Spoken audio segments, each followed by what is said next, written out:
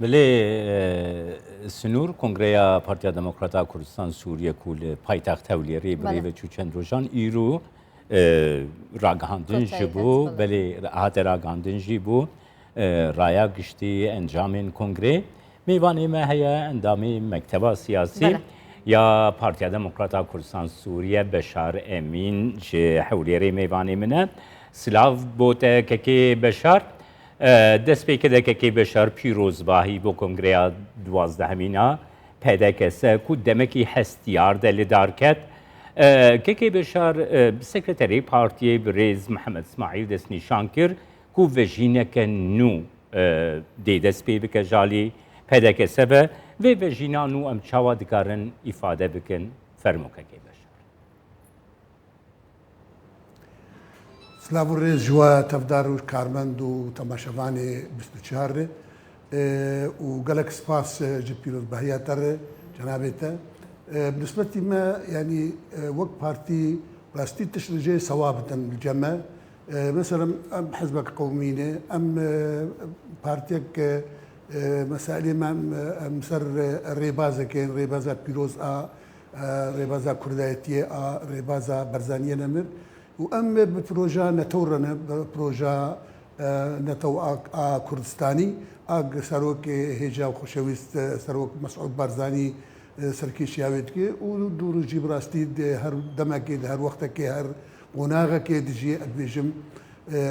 تيجو هرتن تش قيادات تش وهر قيادات جي اسلوبكي وهي انتخابات دكار دي هر كسك جي اسلوبي كاري انتخابات دي امي مهم ام جي خطه خوي بعد ام جوي درنا كفن د مسالي خوي اساسي دي اوين كرند حزب ذهبي او اسلوبي كار بيجو هرتن او اسلوبي خباتي بيجو هرتن امي بحاولي ام تعززها دوره مجلسيه بكن تعززها دوره حزب اخرنا من الجماهير بكن امي بخازن امي بمين بشك معارضات سوري امي بمين كارو خباتا خوي اجبونا سوريا كفيش روجي سوريا خلقي سوري تفدار ربي امي بيتر بخوازن مكونات سوري تفد خدي مافن خدي جي خو بقرند سوريا نهدم كار بواك صار بكن اي اموان بتشجريها وامي بتايبت لسال مساله كردي مكونك الرئيسي ملتي كرد سوريا در سرخاكا خوي تاريخي مسائل مي ثوابت جهني وتشتي روجانه جهني وتشتي مي انوجيكا مستجدات جهني بباوريا مد هر قيادات اسلوبكي وهي هر قناغك جي تشنجيتي خصتن وكونجر جنبها مسائل جي سكني واسلوبي نجي كانوا خباتي دي بيش الروجوي اسواد بك انه والله كانوا خباتا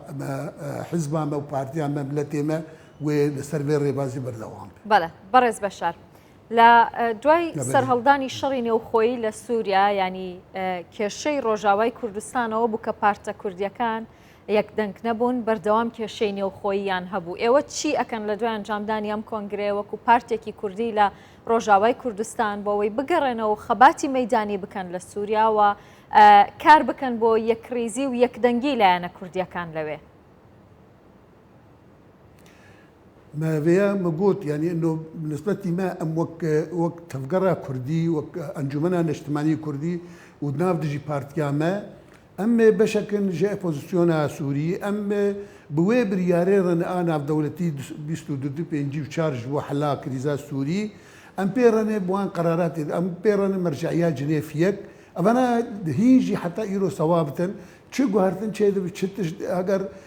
صوتي استانا كار كي دكه اگر هناك دولة عربي تطبيعي بنظام كان اگر چه كار دبي لجنة هيجي حل اساسي حل سياسي سلمي ديمقراطي انه بي ملتي سوري حلي ببين وراحتيه ببين هيجي الجمع او قراري نعم دولتي بيستودوا كما قلت بيستودوا بينجي وشار مرجعيات جديد انا هي صوابتي من امي جاليدن دي جماعتي خوستنجي براستي ام تف حاله سوري ام انفتاح يمكن صار اطرافي معارضي دن يعني اطرافي معارضي دن قالك جي باشنا ام تشيش خلالي انجمنا اخويا تشيش خلال معارضات ام ائتلافي تشيش خلالي بشكل خوي مباشر او جبهه السلام وحريه ام كان تواصل وكار بوان اطرافي معارضي كيكي بشار پارتیا دموکراتا کردستان سوریه یکمین پارتیا سیاسی د ژیانا مدرن تفگرا سیاسی روجاوای کردستانی دیم 1957 و حتی ایرو لسر عرده وکه یکمین پارتیا کردی لروجاوای کردستانی کار کریه ددمکی هستیار ده و کنگریا خوی 12 لدارخست سوریه دا آستان نافخوی حتی دا آستان ناف دولتی ده جی برب پیوندیان ده چه رژیما ایرو پیوندیان برفرح لدار دخه لحنبری ویه که لواز بونک ده سیاست و پوزیونی ده دیار ده به وکی پیدا کسا او داخوازین و آرمان جین و هونی چاوت قادا نافنتوی ده جی بکاربن بینن زمان باوري أمد بالنسبة ما وكار يعني بري كونجرجي لبرمابو أمد هناك مراجعات هناك فنريني نه وحتى نقديجي أم شخور شيكن دي مواقف خد كاري خد بوزوني بيتر ائتلاف يعني قال لك تجي عاد هيكل جيرد في وقت ائتلاف مثلا براستي شاشيه وقال لك اريم تيدن واريم بردوام تيدي وتوجه ناف دولتي جي في رنجي هي شاشتيه باش هنا او شاشتي انا ام جنب ساكن اعاده هيكله ممكن جير لازم ممكن قال لك مسائل جير لازم ام جموا مسائل بخورتي خوشكاي يجي بالسكن وامي بمسائل خد علاقاتي خد شي بمسائل دولتي مثلا ممكن بتشدنا يعني امي با مسائل قال لك جوه بديني وامي متواصل نجي بوان مؤتمرات وتشري دولي وهجر جمع هجر مثلا لجنه دستوري فقريه كاري خكر امي بجدار من بردوام تيدي هي تفاوض شو تواصل بوان دولتي مزر او دولتي بريق رعايه تفا مساله او تواصل مع بوان او تكليه مع بوان قطنا بالتاكيد بله باشا اگر اپوزیسیون وڵامی داواکاریەکانی ئێوەی نەجایەوە لەسەر و ڕێگای ئێستای خۆی بەردەوام بوو هەڵوێستی ئێوە چییە بێت؟ ئایا لەگەڵ پارتە کوردیەکانی دیکە لە ڕۆژاوای کوردستان دادەنیشن گفتوگۆ دەکەن یاخود پلانتان چییە؟ لجمع تكلي بأوبوزيسيون الري براستي دو رنجوي هذه يكجي بخصوصية خوان تعاملات كن وك خصوصية ما تشاوى حتى إيرو مثلا أم ند مؤسساتي وانقشي دني وخصوصية ما جي هي أم بتايبة دوزار مسائل خو ما في خد كن جاري كيدن دجي أم جوار دويجن جي أم جوار دويجن شاشتي وان تشتيوان أو مواقف شوفيني جدينا درت كبا أم جم وجيوت سكنن قضايا يدن هنا براستيجي ايك دوستي ما ايك قضيه مرسكنا ام دوران تي تعزيز ما دي كان بيري تبي نبي يعني اوي ما يقد اوبوزيسيون تمثيلها ما تكنجي او مجبر ان قال لك تشتي خد نقشي كانوا وك انجمن بيجي يقشي وك بارتي ياخذ بيجن او مجبر ان جارنا قال لك تشتي خويا وك توجه اوبوزيسيون برنجي خويا بخطه خويا بان وك بيجن جانا بجي رخني لجم لخلكي مال جملتي مال جم حزبها مال جم انجمنها بالي انجمنها ما لأدوي جم اوقات شكي نورمالي وقتها نها مثال مثلا وزير خارجيه عراق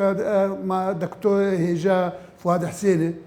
وقتها عندما مكتب سياسيه بارتي موقفي تشتكي وقتها وزير خارجيه عراقي وكانوا خباتي كده تشتكي يعني مواقف تنقارت بالنسبه لي ماشي فيرنج يعني بله كي بشار من تخص از بزانه بمجبرگو ريزار كاك محمد اسماعيل جي دي كونفرنسا روزنامه‌وانی داني زمان ديالوغا كردي ده پدکسه دي پینگاوین چاوا باویجی سکنه که وی چاوا ده بالنسبة لي براستيل جمع جبريد جي وام برجارات جفاتي خدجي ونهاجي ام سرفا مسالات سكنن ام سكنن لي براستي ام جيشتن باوريكي زورك تنب او ضغطك بالنسبه لي ما وك بارتي وك انجمن ثم موقف جمع غارتن تشيلو تجاري يغرزي ويكل وسط كردي ت غارتن تشيلو نا كونغرجي ت برياري غارتن دانه ام سروينه لشاشتي كبك ايمانين هبن تشنه هبن دفي واردي ام آلية دي تمام بارت كان ديجن او ناكن ام ديجن او درفنج مسؤولية ام راعي جي دخوازن ايك تديدنا مواد وك امريكانا وك دريهان ام دخوازن براستيجي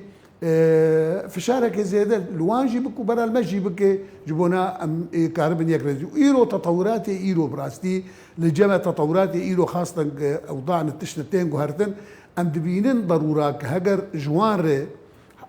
ئەگەر خۆشکایی جێم بسەکردن جوان ڕێگرنگ بێتری مە ژبەر ینی ئیرۆ ئێمە ئەم کارێ خۆک بەرێتکن خەباتە خۆک بەرێتکن بلکینکی متەتەور ترژی